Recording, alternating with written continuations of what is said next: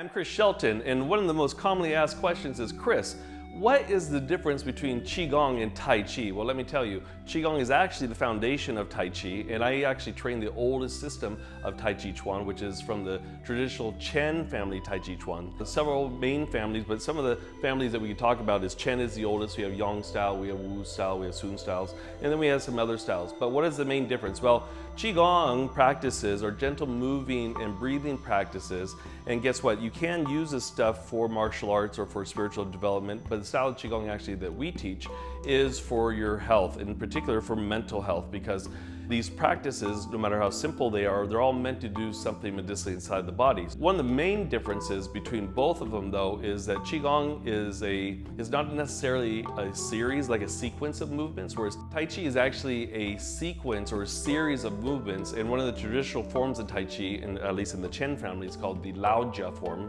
which means old frame form.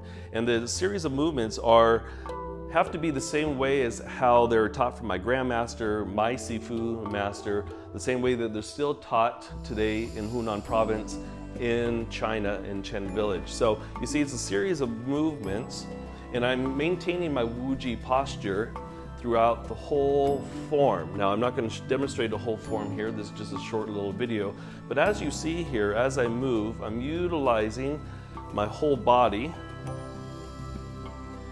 And when I utilize my whole body like this, then what happens is that, well, it really helps with the lymphatic system, really helps to pump the blood up to the chest and up to the heart. So all these movements are actually martial art applications, okay? So the difference, one of the main differences with Tai Chi is that it's really a martial art. Though a lot of people train it because of its meditative qualities, because what it does is it teaches you how to listen to your body. And when people ask me, well, Chris, which practice should I do? Should I do Tai Chi or should I do Qigong? Well, if you have some health concerns that you want to address right away, I would recommend Qigong. Why? Because Qigong is very simple to do, and there's specific guided meditation and guided movements or moving meditations that are all meant to do something medicinally inside the body. So one of my favorite moves is this one here, the liver move, for example. We allow for our intentions to focus on something like an emotion, like in this case here, like anger, frustration, and we focus it into our liver because the liver is affected by anger, frustration, hatred, old anger, okay? And then this makes it into a mindfulness practice, especially when we bring up a subject in our past or present reality that creates some kind of issue for us, okay? So Qigong, there's various movements, okay? So this is pulling down the heavens. And we're using creative visualization in order to be able to move the qi inside the body. In particular, once again, whether we're trying to clear out acupuncture channels in the body which benefit the internal organs, or we're trying to dredge, or we're trying to tonify or strengthen certain internal organs, or get rid of certain emotional toxins that get stuck in different parts of the body, or especially in specific organs, then that's where the Qigong comes in handy. The other thing I like about Qigong too is that you can do it also from a seated position. And some of the most profound practices that I teach in Qigong are the meditative practices. And I would say that the meditative practices are much more profound. Now, you could actually utilize Qigong practices, or certain meditations that is, to pack qi, like bone strengthening exercises. They have practices for like iron shirt training or iron palm training and these types of things. So if you're a martial artist, you could actually utilize specific Qigong practices. These are specific meditations in order to help with your martial arts, and especially your internal martial arts, which Tai Chi does fall back into. So once again, just to wrap it up here, some of the differences are, well, number one, first and foremost, Qigong is the foundation of Tai Chi. And Qigong are very simple movements that anybody could do, and specific guided meditations, all meant to do something medicinally inside your body, or at least most of the practices that we teach with Shelton Qigong. Tai Chi is a series of movements, and we're utilizing proper structure to do a form, to practice a form, which in this case here, the Laojia form, 75 postures in it. And the way that I practice it and I teach it the same way that my teacher teaches it, the same way our grandmaster Chen Qigong teaches it, and the same way Chen Bing, all these people from our family, from the traditional Chen family, still teach it. It's still the same. So it has to maintain the same flavor as what it's been like for over 1,000 years or so, okay?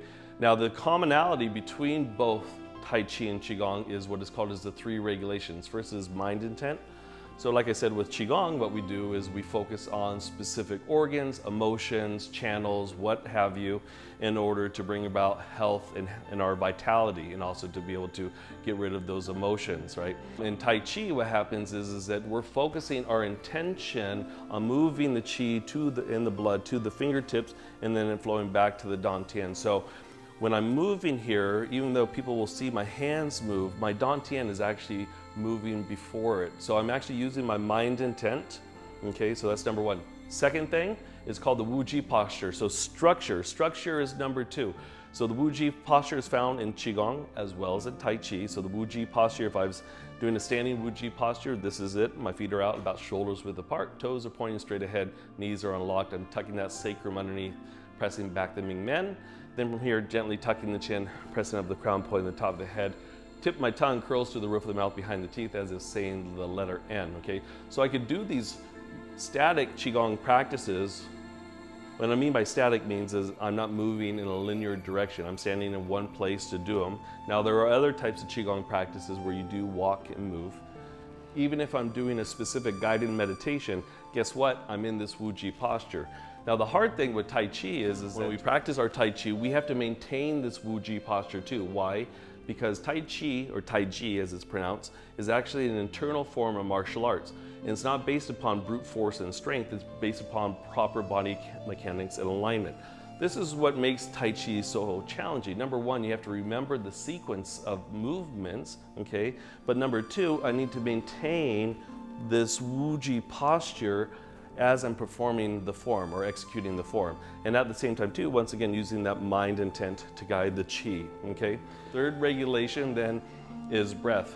Our breath is long, steady, even, and deep. With Tai Chi, and same thing with Qigong, we want to pull the breath into the lower Dantian, that's about 1 inch below the belly button, okay? So we don't just want to do shallow lung breathing like most of us do. So as I'm executing my form with the Tai Chi, or I'm executing my movements with the Qigong, I'm using the breath to help to control the movement of Qi too, okay?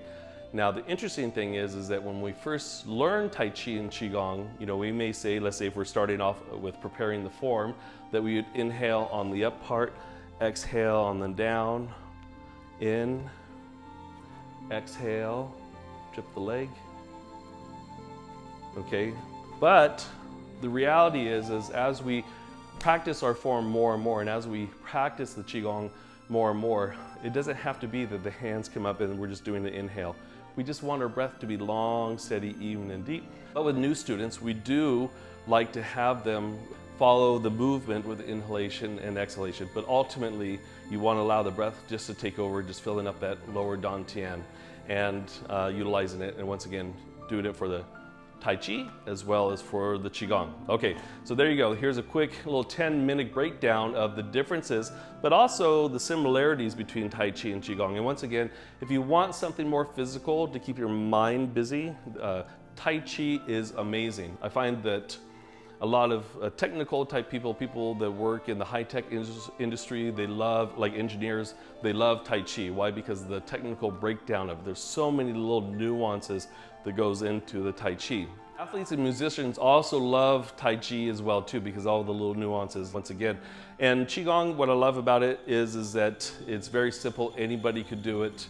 And you don't have to have a whole complicated series of movements, and all those little nuances don't have to be totally exact. Whereas with the Tai Chi, eventually we want you to peel away the layers and become more refined with your movement. Here I'm Chris Shelton, signing off from a beautiful day in Los Angeles, California, the heart of Hollywood, with your little remedies guide to health, happiness, and healing transformations. Till next time, I will see you later.